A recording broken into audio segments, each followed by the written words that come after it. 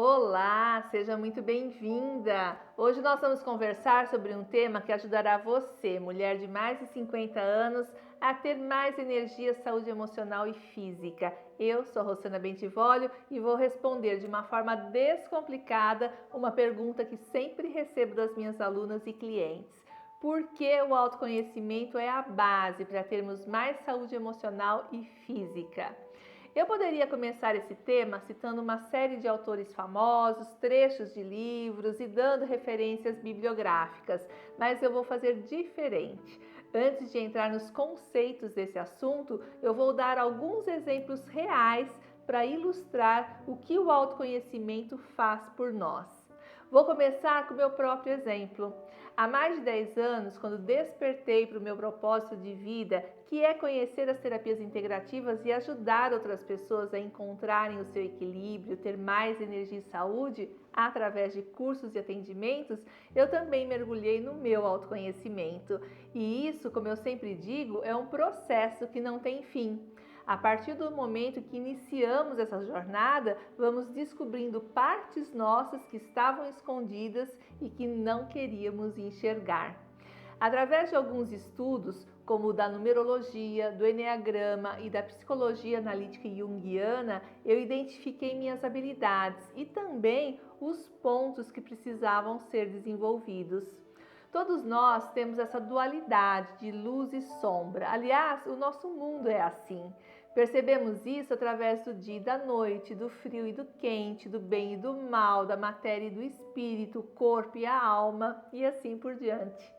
Porém, principalmente nós mulheres, temos uma dificuldade grande em olhar para dentro de nós e reconhecermos nossos extremos.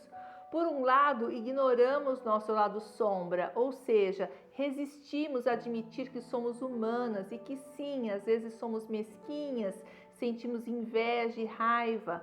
Por outro, também resistimos em reconhecer nossos pontos positivos, nossas principais qualidades e nos apropriarmos do nosso lado luz. Inclusive, isso tem nome e sobrenome, chama Síndrome da Impostora.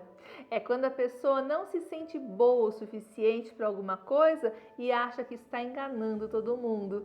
E acredite, isso acontece com mulheres muito bem-sucedidas, com carreiras maravilhosas, como atrizes, cantoras, executivas. A atriz Meryl Streep, indicada ao Oscar 21 vezes, diz que até hoje se questiona quanto à própria capacidade de atuar, que fica esperando descobrirem que ela é uma fraude. Outras mulheres poderosas que relataram sentir-se assim foram a Michelle Obama e a Jennifer Lopez, por exemplo. Portanto, minha amiga, se você também sofre da síndrome da impostora, saiba que você não está sozinha. Porém, é preciso se apropriar dos seus talentos e das suas qualidades. Nunca é tarde. E sem essa de que só os humildes entrarão no reino dos céus. Esse é um conceito da Igreja Católica que tem um efeito muito negativo sobre nós, que acreditamos ser pecado termos orgulho de nós mesmas. O equilíbrio e o bom senso são sempre as melhores medidas. Não precisamos ser orgulhosas demais, mas também não temos que nos depreciar, ok? Em relação aos pontos negativos ou nosso lado sombra, nós preferimos camuflar com uma máscara de pessoa boa, gentil e amigável, mas às vezes uma situação nos tira do sério e essa sombra emerge, podendo nos dominar completamente. Nessas horas, podemos ter reações violentas, gritar, chorar e, em ocasiões extremas, chegar até a agredir verbal e fisicamente alguém. Ficamos descompensadas emocionalmente e quando caímos em nós, ou seja, quando a poeira baixa, sentimos vergonha e culpa por nossas reações. Percebemos que magoamos pessoas ou até mesmo as machucamos fisicamente. Quem nunca ficou fora de si uma vez na vida, que atire a primeira pedra. O autoconhecimento permite que a gente olhe para dentro e enxergue o que está por baixo da máscara da boazinha ou da prestativa, por exemplo. Permite que a gente enxergue este lado sombrio, o reconheça e aceite, pois negá-lo é ainda pior. Nessa conversa de hoje, eu vou te ajudar a observar-se melhor, a buscar a origem das suas reações e mostrar que é possível encontrar o equilíbrio necessário para ter uma vida mais saudável. Como venho falando em diversas oportunidades, a nossa saúde física também depende da nossa saúde emocional. Inclusive, fiz uma live recentemente sobre como as emoções afetam nossa saúde. Vale a pena assistir, porque são assuntos complementares que podem ajudar bastante no entendimento desse tema. Todo mundo tem sua essência, seu temperamento próprio. Uma criança, por exemplo, já deixa claro qual o temperamento dela nos primeiros anos de vida. Você pode ter tido 4 filhos e ter criado todos da mesma forma, mas você percebe que um é mais falante, comunicativo, outro é mais tímido e quietinho, um é mais genioso e bravo, outro é mais sentimental e choroso. Não é verdade?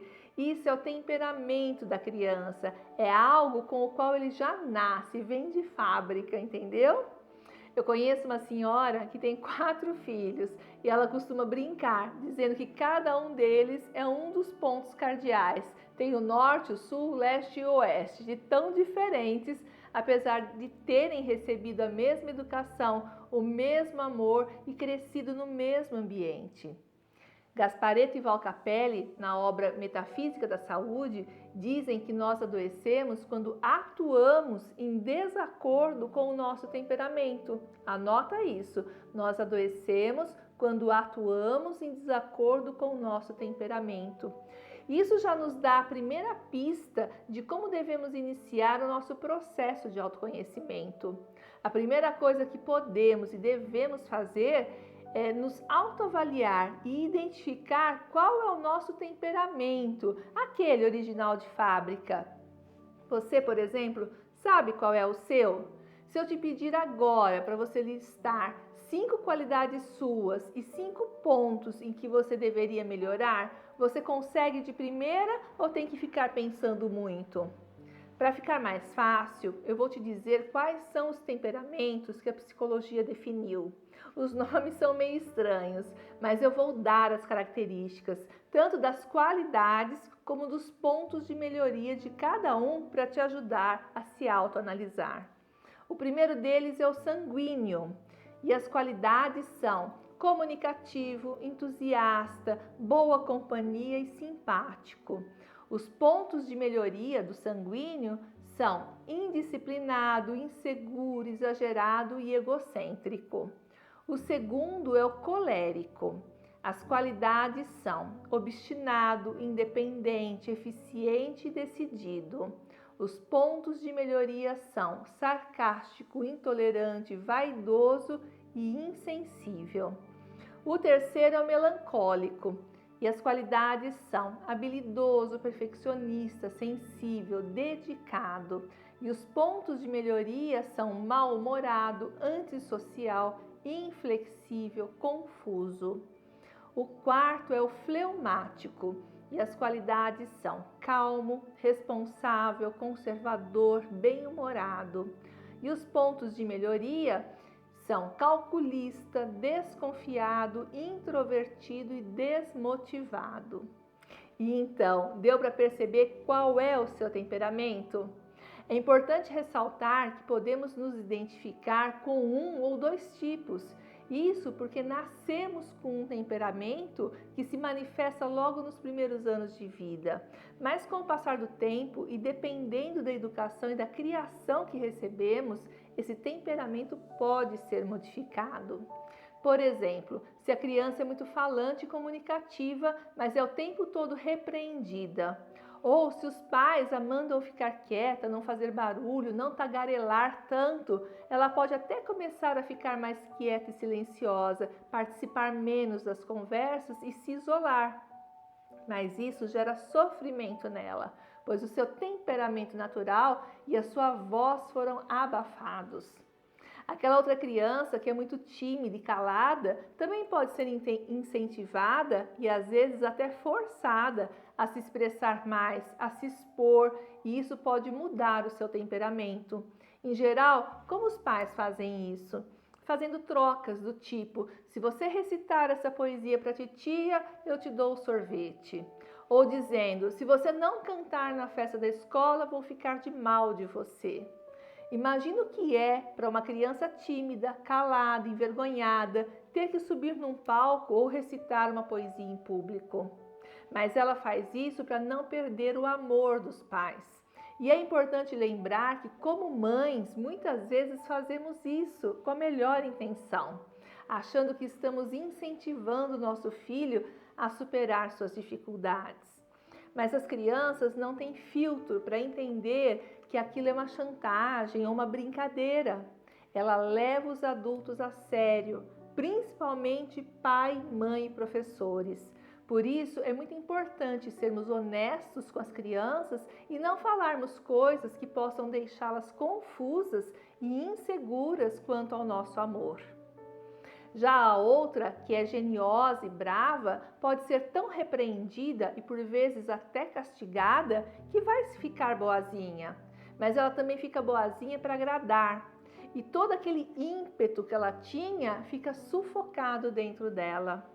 E por fim, aquela que é muito sentimental e que fica magoada por tudo, vai ouvir desde cedo: engole o choro, criança bonita não chora e outras coisas mais. E o que ela vai aprender? Que ela não pode expressar seus sentimentos e mesmo que ela esteja triste, precisa fingir que está tudo bem.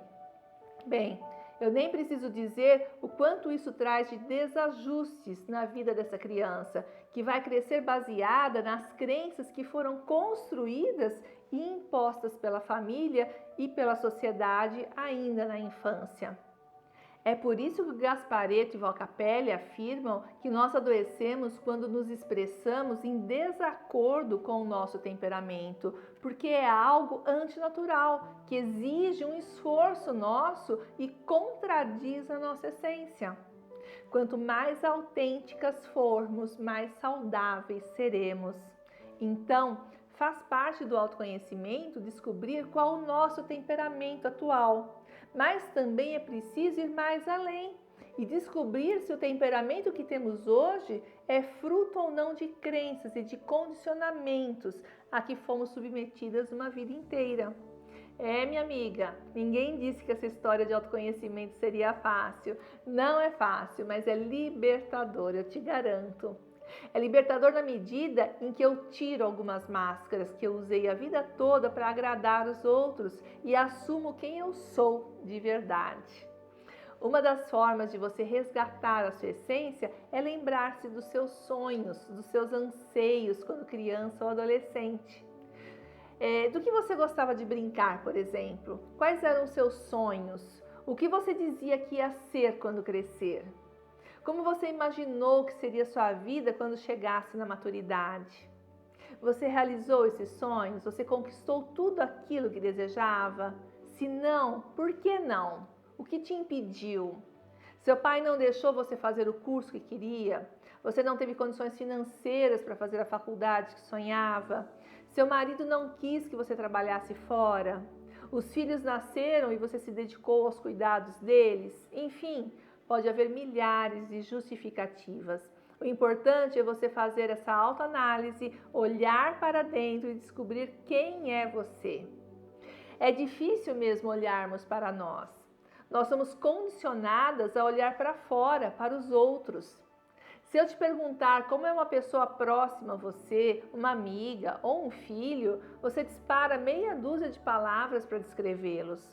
Mas quando temos que fazer o caminho inverso, olhar para dentro, aí nós travamos.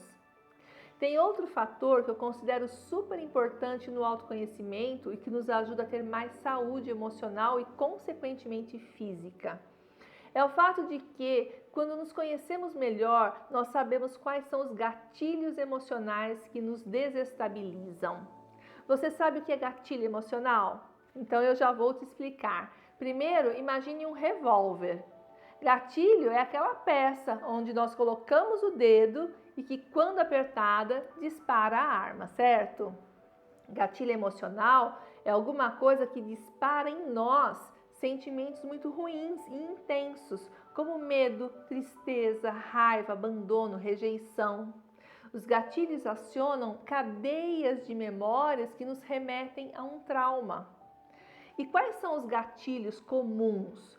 Podem ser palavras, opiniões, situações que vivemos, pessoas, tom de voz, até mesmo uma cena de um filme. Hoje em dia é comum vermos uma tarja em postagens nas redes sociais ou nas séries de TV, filmes e até mesmo em livros dizendo pode conter gatilho. Se você já viu e não tinha entendido o que era, agora está explicado. Quando nos conhecemos melhor e sabemos quais são os nossos traumas e o que os atualiza, temos mais controle sobre as emoções. Eu gosto muito desse conceito de atualização de trauma, porque a maioria dos traumas se forma durante a nossa gestação e na primeira infância entre 0 e 7 anos. E nós passamos a vida toda vivenciando situações que nos remetem a eles e nem nos damos conta. Vou dar alguns exemplos simples. Nossa mãe pode ter engravidado muito jovem e, por medo e insegurança, ter tido sentimentos de negação ou de rejeição da gravidez. Se estamos aqui hoje, significa que ela não interrompeu a gravidez, mas desde o ventre materno sentimos que não éramos bem-vindas naquele momento. Por mais amor que essa mãe tenha nos dedicado após o nosso nascimento, ficou registrado em nós o medo e a insegurança dela, que traduzimos como rejeição. Uma outra situação é se não tivermos um pai presente. Talvez porque trabalhasse demais ou porque não assumiu a nossa paternidade. Nós crescemos com um vazio muito grande e com a falta de uma referência masculina. Isso vai se refletir em nossa vida para sempre, por mais que tenhamos sido amadas por outras pessoas. Ou então, tivemos pai e mãe que negligenciaram os nossos cuidados e fomos criadas por terceiros. Pessoas que já tinham outros filhos, outras responsabilidades e não dedicaram o amor e a atenção que precisávamos na primeira infância. Algumas podem ter tido pai ou mãe abusivo, violento. Enfim, há inúmeras situações que nos marcam para sempre. E quando chegamos na adolescência, na vida adulta, outras pessoas poderão atualizar essa nossa dor. Talvez um namorado que nos rejeite, uma amiga que nos traia, um chefe abusivo. Cada vez que essas pessoas nos ferem, elas tiram a tampa do baú. E toda aquela dor reprimida da primeira infância vem à tona e parece insuportável. Aos olhos dos outros pode parecer bobagem, mimimi, drama para chamar atenção. Mas quem está sentindo aquela dor não é só a pessoa de hoje, mas é também a nossa criança, que não foi acolhida e consolada no momento certo. Então, quando a gente se conhece melhor, sabe a origem das nossas dores, dos traumas e entende os nossos mecanismos, nós conseguimos identificar os gatilhos que nos trazem mais sofrimento e conseguimos evitar situações, pessoas e até mesmo lidar melhor com essas reações. Por isso é tão importante investir em autoconhecimento. Mais uma vez eu te digo que talvez você precise de ajuda profissional, de um psicólogo ou um analista para isso, e está tudo bem. Nós não precisamos ser autossuficientes. Pedir ajuda não é um sinal de fraqueza, muito pelo contrário, é sinal de que você está realmente disposta a se curar e ter uma vida mais saudável. Aliás, eu nem gosto de usar a palavra cura neste caso. Eu prefiro dizer que você poderá ressignificar a sua dor, ou seja, dar um outro sentido e significado para aquele acontecimento, transformando a situação negativa em algo positivo. Será que é possível? Sim, é possível. O trauma nunca deixará de existir. Ele está lá, marcado para sempre, mas você tem o poder de fazer escolhas e usar sua experiência como um trampolim para uma vida melhor. Quando eu falo isso, eu gosto de citar o exemplo de duas colegas de trabalho que eu tive. É uma moça que descobriu tardiamente que tinha sido adotada, apesar de todas as evidências, pois ela é mulata e seus pais adotivos têm pele e olhos claros. Quando ela descobriu que era adotada, se revoltou, tornou-se uma pessoa agressiva, grossa com todo mundo, e sempre que a chefia chamava a atenção dela, ela se justificava dizendo que tinha sido abandonada pela mãe biológica e enganada a vida toda pelos pais adotivos. Ela se colocava no papel da vítima. Já a outra, os pais a tiveram ainda adolescentes, sem qualquer estrutura, e a criaram largada no mundo. Ela dizia que quando tivesse filhos, seria uma mãe diferente da que teve. Tanto é verdade que ela parou de trabalhar quando os filhos eram pequenos para poder cuidar deles e tem sido uma mãe muito presente. Veja que ambas tiveram traumas e motivos para sofrer e serem felizes. No entanto, a segunda ressignificou a sua dor e escolheu ser uma boa mãe, enquanto a primeira ficou presa na dor. O foco dela ficou no abandono e não na oportunidade que teve ao ser adotada por uma família que lhe deu amor e novas perspectivas de vida. Tudo é uma questão de escolha. O que você vai fazer com a sua dor? Deixá-la te consumir e te tornar uma pessoa negativa e amarga que fica remoendo o passado? Ou você vai olhar para ela, acolhê-la e ressignificá-la? Pense nisso com carinho. Está na sua mão ter mais saúde emocional e física. Eu participo de alguns grupos e lá nós trocamos muitas experiências. Esses dias uma colega colocou um depoimento pessoal que eu achei perfeito trazer para você hoje nesse bate-papo sobre autoconhecimento. Ela contou que luta há muito tempo com um descontrole emocional que ela sofre, que a faz perder a cabeça e gritar demais com as pessoas quando ela sai do sério. Ela reconhece que fica totalmente descompensada e não consegue dialogar de forma racional. Agora ela percebeu que seus filhos, ainda crianças, também estão tendo esse comportamento, brigam muito entre si e com colegas na escola, sempre gritando. Numa sessão de terapia, a analista pediu que ela procurasse se lembrar de algo que aconteceu na infância e que dispara o gatilho e a faz reproduzir padrões de comportamento. Imediatamente ela lembrou-se que sua mãe era assim, que tudo era resolvido na base de gritos e xingamentos, que aquilo era angustiante e doía mais do que uma chinelada. Naquele instante caiu a ficha. Ela percebeu que estava reproduzindo um comportamento da mãe, que pode ter reproduzido o comportamento da avó e sabe-se lá quantas gerações isso vem acontecendo. E pior, agora seus filhos também estão reproduzindo esse padrão. Imagine o caos, que deve ser essa família, tenho até dó do marido. Mas veja como é importante parar e olhar para si, dar atenção aos seus sentimentos e comportamentos, parar de apontar os defeitos da vizinha ou da amiga e olhar para o próprio umbigo. Se ela não tivesse feito esse movimento de autoconhecimento e buscado ajuda, ela continuaria agindo no piloto automático.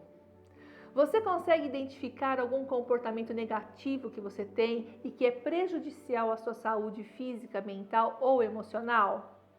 Por exemplo, quando você está muito estressada, como costuma compensar? Você come demais, bebe ou fuma muito? Ou em vez disso, vai às compras e acaba gastando mais do que deveria, ocasionando sérios problemas financeiros? Meu convite é que você reflita e identifique se tem algum hábito que esteja comprometendo sua saúde de modo geral. Avalie, primeiro, qual é o hábito ou o comportamento que você tem. Segundo, faça uma retrospectiva e procure lembrar se alguém lhe serviu de modelo na infância. Pode ter sido o pai, a mãe, uma tia muito próxima, os avós. Terceiro, o que esse hábito resultava para essa pessoa que te serviu de modelo? Quarto, o que esse hábito está trazendo para a sua vida? E quinto, agora o mais importante, se você tem consciência de que esse hábito é prejudicial, por qual hábito saudável você pode substituí-lo? O cuidado com o nosso corpo, com o nosso bem-estar e com a nossa saúde física é responsabilidade nossa. Mesmo que hoje a gente reproduza comportamentos negativos aprendidos na infância, a responsabilidade é nossa. Não dá para ficarmos a vida toda culpando os outros e nos fazendo de vítimas. Uma hora temos que dar um basta nesse ciclo vicioso que, se deixarmos, se perpetuará geração após geração. Alguém tem que tomar consciência de que aquilo não é saudável, mudar o comportamento adotando outro melhor. Assim nós curamos a nós e as próximas gerações. Tem uma frase linda de Bert Hellinger, que é o criador da constelação sistêmica familiar, que diz: quando uma mulher decide curar-se, ela se transforma em uma obra de amor e compaixão, já que não se torna saudável somente a si própria, mas também a toda a sua linhagem. Eu acho essa frase maravilhosa e muito, mas muito profunda. E aqui cabe, quando ele fala em cura, tanto a cura física como mental e emocional. Como vimos no exemplo daquela moça que gritava muito, ela identificou um comportamento aprendido na infância que estava desequilibrando toda a família. Quando nos conhecemos melhor, nos tornamos o nosso GPS e não ficamos à deriva, movidas por gatilhos emocionais, presas no passado, como se tivéssemos uma âncora nos segurando. Para que você entenda melhor isso que estou falando e exemplificando, tudo em nós está interligado, mente, emoções e corpo físico. Eckhart Tolle, no seu livro O Poder do Agora, diz que a emoção é a reação do corpo à nossa mente, ou seja, é um reflexo da mente no corpo. Então, a emoção é um reflexo da nossa mente no nosso corpo. Por exemplo, se tenho pensamentos constantes e repetitivos que serei assaltada ou que sofrerei alguma violência quando sair de casa, o meu corpo se contrai, eu vivo apreensiva, em estado de alerta constante. Esse medo afeta o funcionamento do meu primeiro chakra, que está relacionado com a minha segurança, estabilidade e com a minha capacidade de materializar projetos. Consequentemente, eu fico paralisada, me sinto amarrada, não consigo alcançar meus objetivos. Além disso, vivo na defensiva, achando que tudo e todos são uma ameaça.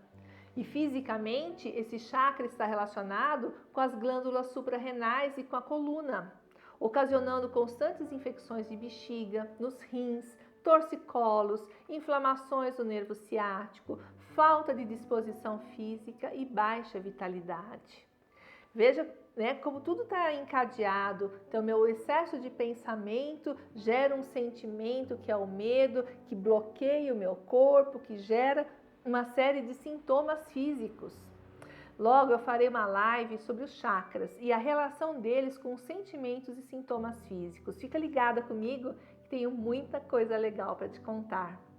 E para finalizar esse tema, eu quero te dizer que a Organização Mundial de Saúde, a OMS, define saúde emocional como um estado de bem-estar onde o indivíduo realiza suas próprias habilidades, lida com os fatores estressantes normais da vida, trabalha produtivamente e é capaz de contribuir com a sociedade. Ainda, segundo essa importante organização, a percepção de si mesma, ou, em outras palavras, o autoconhecimento, é a chave para termos saúde emocional, pois permite que aumente a nossa capacidade de manter relacionamentos com outras pessoas e entusiasmo pela vida. Como eu disse antes, quando nos conhecemos melhor, sabemos quais os nossos gatilhos emocionais e conseguimos avaliar os momentos e situações que despertam sentimentos positivos e negativos em nós. Sabendo isso, conseguimos evitar muitos dissabores, evitamos pessoas e situações que nos fazem mal, aprendemos a gerenciar melhor os momentos críticos. Há algumas perguntas que podemos nos fazer para avaliar como anda a nossa saúde emocional. Por exemplo, eu me respeito? Respeito os meus limites? Eu me sinto bem a maior parte do tempo? Eu tenho controle sobre as minhas emoções? Enfim, esse assunto dá muito pano para manga e eu prometo que voltarei a falar disso em outras oportunidades, pois o meu desejo real é que você tenha mais energia, saúde emocional e física. E para isso, o autoconhecimento é a principal base. Eu agradeço a sua companhia até aqui.